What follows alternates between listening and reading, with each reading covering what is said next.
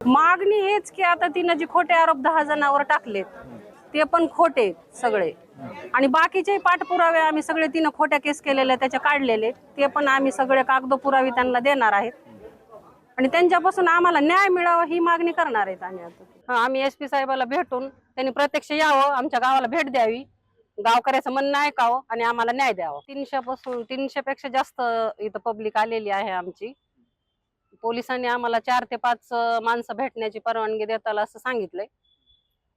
आम्ही त्यांच्याकडे हीच तक्रार मांडणार आहेत की आमच्यावर खोटे आरोप करते नेहमीच, आणि कालचे आरोप पण तिचे खोटेच आहेत, आणि ती गावात रात्रीच गावातून आली तिनं, आणि सध्या आम्हाला ती ICU मध्ये ऍडमिट आहे असं सांगण्यात आलंय। म्हणजे पूर्ण तिचे खोटच आहे सगळं।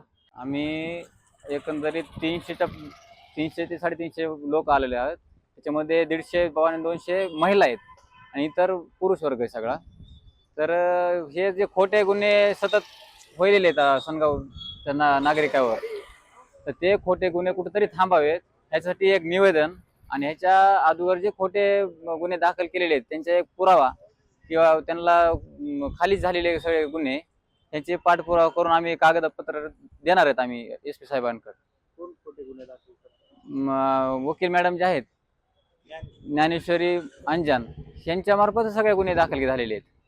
साक्षीदार त्यांच्या आत्याच आहेत, प्रत्येक गुन्ह्यामध्ये त्यांची आत्या साक्षीदार आहे, आणि वारंवार ते गिरणीचा बहाणा करणार, कुणाला शिवीगाळ, आणि भोंगे जे आहेत समजा लाऊडस्पीकर लावला कोणाचा कार्यक्रम असला, म्हणजे एकंदरीत बघायला गेलं तर संप्रदायाला विरोध थोडक्यात।